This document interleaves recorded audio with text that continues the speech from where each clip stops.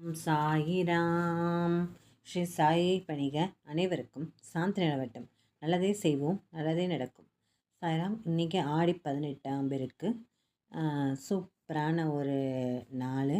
நீங்கள் எல்லோரும் இந்த நாளில் சந்தோஷமாக, நிம்மதியாக, ஆரோக்கியமாக, ஒற்றுமையாக உங்கள் குடும்பத்தோடு இருக்கணும்னு நான் சாயப்பா கிட்ட பிரார்த்தனை பண்ணிக்கிறேன். மேலும் உடல் நலம், நீல ஆயுள், நிறை செல்வம், மெய்ஞானம், ஓங்கு புகழ் பெற்று வாழணும்னு வேண்டிக்கிறேன். இன்றைக்கி சந்தோஷமாக எல்லோரும் இருப்பாங்க. எங்கெங்கே ஆறுகள்லாம் இருக்குதோ அந்த இடத்துலையெல்லாம் சூப்பரான ஒரு நிகழ்வாக இருக்கும். ஒரு சூப்பரான ஒரு நிகழ்வையும் நான் உங்ககிட்ட இன்றைக்கி ஷேர் பண்ணிக்கிறேன். என்னென்னா, கல்யாணத்துக்கு முன்னாடி ஆடி 18ஆம் இருக்கப்போ பேரூருக்கு போவோம் எல்லோரும். அங்கே சரியான கூட்டமாக இருக்கும். எல்லாம் ஃப்ரெண்ட்ஸோடு ஜாலியாக போகணும். ஃப்ரெண்ட்ஸ்னால் என்ன, பக்கத்து வீட்டுக்காரங்க தான். எல்லாம் அம்மா அப்பா அப்பாங்களாம் வரமாட்டாங்க, அம்மாவங்க தான். போவோம், நல்லா ஜாலியாக இருக்கும். இந்த புள்ளார் பிடிப்பாங்க. 7 கன்னிமாரை வச்சு ஆத்தோரமாக வச்சு மஞ்சளில் பிடிச்சி வச்சு பூ போட்டு, மஞ்சளில் பிடிச்சி பொட்டு வச்சு பூ வச்சு அதுக்கு ஒரு படப்பு போட்டு சாமி கும்பிட்றது தான் அந்த ஆடி 18ஆம் பெருக்கு. அது 7 கன்னிமாருக்குன்னு கும்பிடுவாங்க. அதாவது வீட்டில் குழந்தைங்க, சின்ன குழந்தைங்களாம் நம்ம முன்னாடி இருக்கிற பெரியவங்களுக்கு பிறந்து இறந்துருந்தாங்கன்னா அவங்க தெய்வமாக இருப்பாங்க அப்படின்னு சொல்லுவாங்க. அவங்களுக்கு கூட இன்றைக்கி சாமி கும்பிடுவாங்க. அப்புறம் பெரியவங்களுக்கு சாமி கும்பிடுவாங்க. அப்போ எங்கள் மாமனாருக்கு இன்றைக்கி தான் சாமி கும்பிடுவோம். நாங்கள் எங்கள் கொழுந்தனார் வீட்டில் தான் கும்பிடுவோம். நாங்கள் எங்கள் வீட்டில் அவரோட பெரியப்பா அவருக்கு பொங்கல் அன்றைக்கி சாமி கும்பிடுவோம்.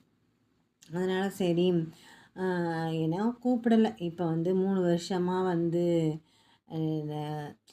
தடங்களாகிட்டே இருந்துச்சு. மாற்றி மாற்றி இறந்துக்கிட்டே இருந்தாங்க. அப்புறம் எல்லாம் பெரியவங்களாம் போயிட்டாங்க. சரி, அவங்கள அவங்களுக்கு முடிச்சுக்கலாம் அப்படின்னு நினச்சிருப்பாங்களோ என்னமோ தெரில. அதனால் நானும் அதை பெருசாக நினச்சிக்கல. நம்ம என்றைக்குமே எதையும் பெருசாக ஆராய்ச்சி பண்ணுற வேலையெல்லாம் இல்லை. அவ்வளவா அப்படின்ட்டு.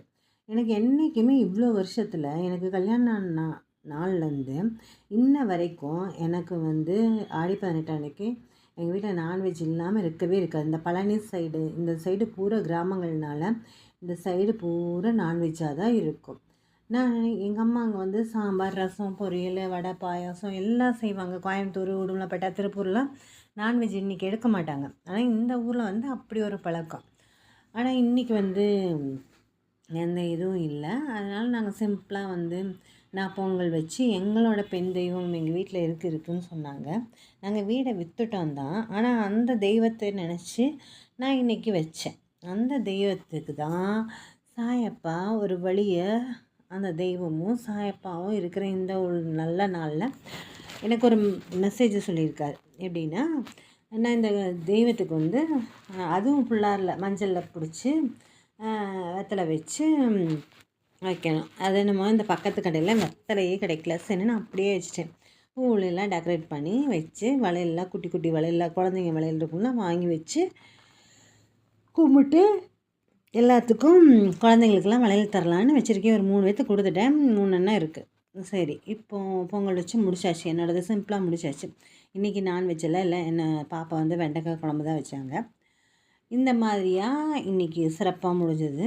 என்னாலும் நம்மளுக்கு சிறப்பான நாள் தான். நான் என்றைக்கு சாயப்பட்ட வந்துட்டேனோ அன்றைக்கி திசைகள், அதுக்கப்புறம் வாஸ்து, அதுக்கப்புறம் நல்ல நாள் கெட்ட நாள் எந்த நாளையும் பார்க்கறதே கிடையாது. சரியா? நான் சொன்னேன்ல ஒரு தம்பி, அவர் எனக்கு மகன்தான். அவர் பார்த்திங்கன்னா, அவர் மூலியமாக தான் நான் இந்த அளவுக்கே ஆளானதுக்கு காரணமே அவர் தான். அவர் மூலியமாக தான் இன்றைக்கி எனக்கு ஒரு மெசேஜ் சொன்னாங்க. அவர் இருந்திருந்தா ஒரு வேளை ஒரு 6-7 வருஷத்துக்கு முன்னாடியே அவங்க காண்டாக்ட்லாம் கிடச்சிருந்து, அவங்களும் ஒரு யூடியூபர் தான். அவங்க ஸ்பீச்செல்லாம் கேட்குற மாதிரி இருந்திருந்தா எனக்கு என்னோடய வீடு விட்டு போயிருக்காதோ என்னமோ தெரியல. நானும் அப்போ தெரியாமல் நம்ம குடும்பம் நல்லா இருக்கணும், நம்ம குடும்பம் நல்லா இருக்கணும்னு சொல்லிட்டு இந்த குடும்பங்களில் இருக்கிற பெரிய பெரிய பிரச்சனைகள்னால அந்த வீடு சாபமும் பாவமும் நிறைஞ்ச வீடு அப்படின்னே வாயில் வரும். எங்கள் அத்தை கூட சொல்லுவாங்க, நீ இப்படி சொல்லாத, இந்த வீடு வேணான்னு சொல்லாத, வேணாமே போயிடும் அப்படின்னாங்க. அது உண்மையாயிடுச்சு பாருங்கள். எனக்கு என்றைக்கு அந்த வீட்டில் நிறைய பிரச்சனைகள் எதிர்கொள்ள முடியாமல் நான் தனியாக தவிச்சிட்ருக்கும்போது அப்போ வந்து நம்மளுக்கு எடுத்து சொல்கிறதுக்கு ஆள் இல்லாமல் என்ன ஆயிடுச்சுன்னா எல்லாமே நம்ம முடிவு பண்ண வேண்டிய ஒரு சூழ்நிலை கட்டாயத்தின் பேரில் ஆளாக்கப்பட்டு யாரும் இல்லாமல் என்ன பண்ண வேண்டியதை சுயேட்சையாக முடிவெடுத்து அது சரியா கெட்டதாக கூட எனக்கு தெரியாது. வீட்டை விட்டு வெளியேறி வாடகை வீட்டுக்கு போய் இருந்து இவ்வளோ கஷ்டங்கள் இருந்து எல்லாத்தையும் இழந்தாச்சு. இது வந்து என்ன காரணம்னா, ஒரு வேளை நம்ம மனசில் விதைத்த விதைகள் தான் காரணமாக இருக்குமோ என்னமோ தெரியாது. மனசில் ஆணித்தரமாக பதிஞ்சு போச்சு. இந்த வீட்டில் எது எது எங்கெங்கே இருக்கணுமோ அப்போல்லாம் நான் கொஞ்சம் திசைகள்லாம் பார்ப்பேன். தெற்கு திசையாக இருந்துச்சு. இங்கே வீட்டில் எது எது வேண்டாமோ அது எல்லாமே இங்கே தலைகீழாக இருக்குன்ட்டு. அதாவது லெட்டின் பாத்ரூம் இருக்க வேண்டிய இடத்துல இல்லை, தண்ணி இருக்க வேண்டிய இடத்துல இல்லை, அப்படி இப்படின்னு சொல்லி சொல்லி அது இருக்கவே முடியாமல் போயிடுச்சு. அது என்னோடய எண்ணங்களோட தாக்கமா இல்லை எனக்கு உண்டான இயற்கையான அமைப்பா என்னன்னு எதுவும் இன்ன வரைக்கும் தெரியல. ஆனால் அந்த தம்பி என்ன சொன்னார்னா, நிறையா பேர் சொல்கிறாங்க நாம் வசிக்கிற வீடு ராசி இல்லை, அதை வந்து கொஞ்ச நாள் மாற்றியிருந்தா பரவாயில்ல அப்படின்னு சொல்லிட்டு அவங்க கட்டின ஆசாசியாக கட்டின வீட்டை விட்டுட்டு வெளியேறி வேறு பக்கம் போயிடுறாங்க. அது அப்படி கிடையாது. மனுஷன்னா நல்லதும் இருக்கும் கெட்டதும் நடக்கும். நம்ம கொஞ்சம் பொறுமையாகவும் நம்பிக்கையாகவும் இருந்துட்டு நம்ம வந்து கரெக்டாக அதே வீட்டில் இருந்து கடவுளோட சக்தியை பெருக செய்யணும். அதாவது அதுக்காக ஆளுகளெல்லாம் கூப்பிட்டு மந்திரவாதிகள்லாம் கூப்பிட்டு அப்படி பெருக செய்கிறது கிடையாது. என்ன செய்யணும்னா சாயப்பாவோட பாட்டை போட்டாவே போதும், எல்லாத்தையும் மாற்றி வழிகாட்டி கொண்டு வந்து வர ஆரம்பிச்சிருவார். அவர் வந்துட்டார்னாவே எந்த இதுவும் இல்லை. ஆனால் பாருங்கள், எனக்கு அந்த ஒரு விஷயத்தில் வந்து அந்த மாதிரி இருந்துச்சு.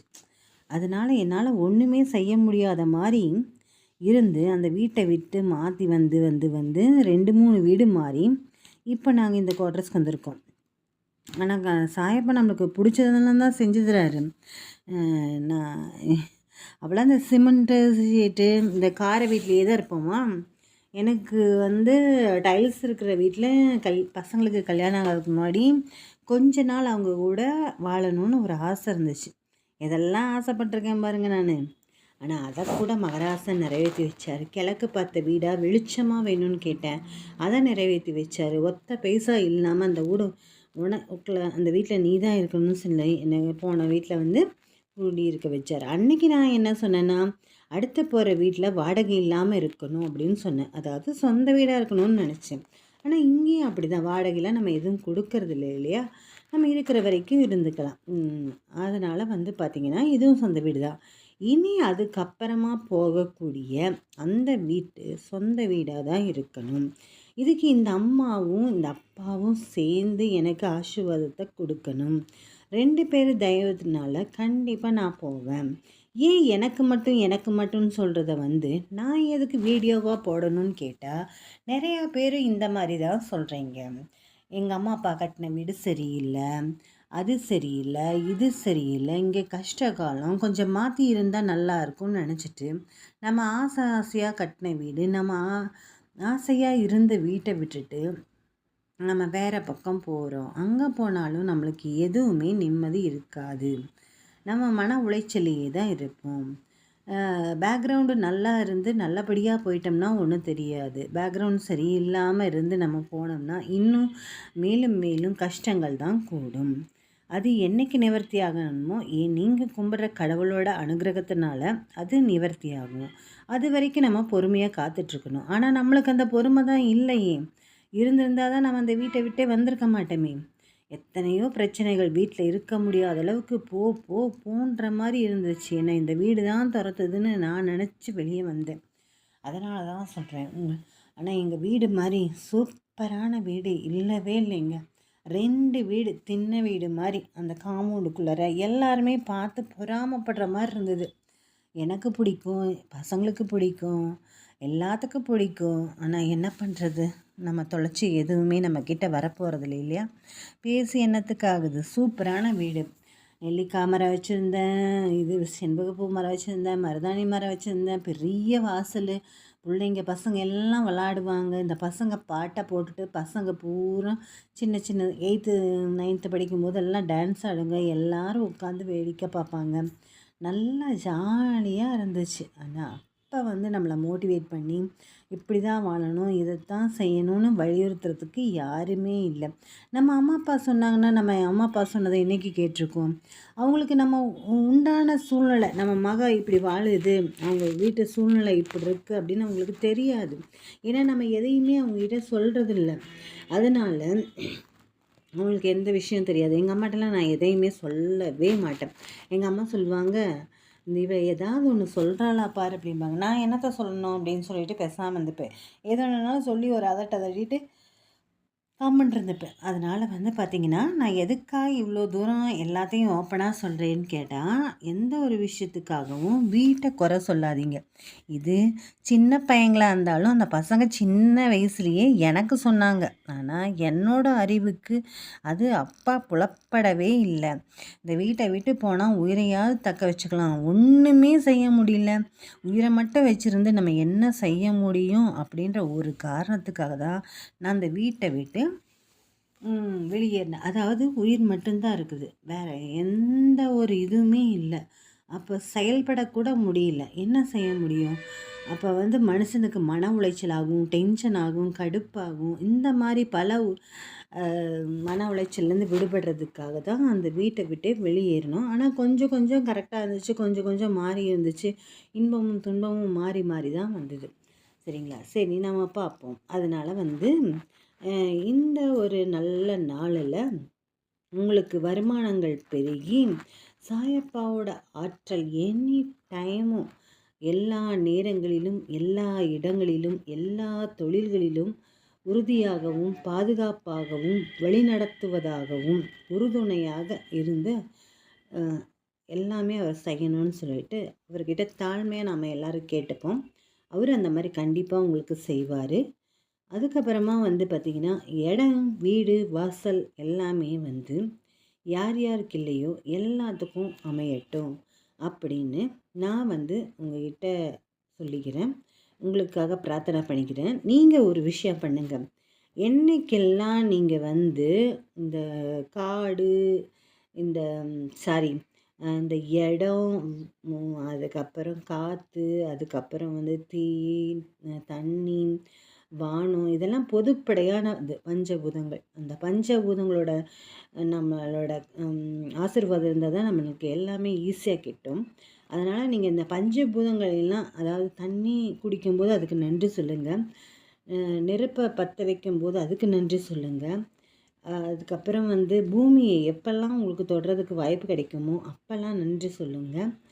இந்த பூமிக்கிட்ட ஒன்று மட்டும் கேளுங்க, எனக்குண்டான பூமியே என்னை நோக்கி நீ வான்னு கேளுங்க, கண்டிப்பாக வரும். ஏன்னா இது வந்து நான் ரொம்ப நாளாக நினச்சிட்டு இருந்தேன். ஆனால் இன்றைக்கி ஆணித்தரமாக ஸ்ட்ராங்காக சொல்லணும்னா என்னையும் சேர்த்து வைக்க சொல்கிறாருன்னு நினைக்கிறேன். எனக்குண்டான இடமே நீ என்னை நோக்கி வா அப்படின்னு சொல்லி கூப்பிடுவோம். அந்த இடம் நம்மளுக்கு வீடு வாங்கணும்னு ஆசையாக இருக்கும், இடம் வாங்கணும்னு ஆசையாக இருக்கும், கண்டிப்பாக நடக்கும். சரிங்களா? உங்களோட வீடும் இடமும் கண்டிப்பாக வரப்போகுது. ஆடி 18 நம்ம மனசில் ஆழமாக விதைப்போம். இந்த இதில் வந்து விதைக்கிறதுக்கு உண்டான ஒரு பருவமாக சொல்லுவாங்க. அதனால் நாமளும் ஆழமாக மனசுக்குள்ளே விதைப்போம். நமக்குன்னு ஒரு இடம் நம்மளை தேடி வரும். நாம் நல்லபடியாக தான் இருப்போம். நாமும் நமக்குன்னு ஒரு வீட்டை கட்டி நல்லா இருப்போம். சரிங்களா? தேங்க்யூ சாய்ராம். ஜெய் சாய்ராம். சாயப்பாவின் திருவடிகளே சரணம்.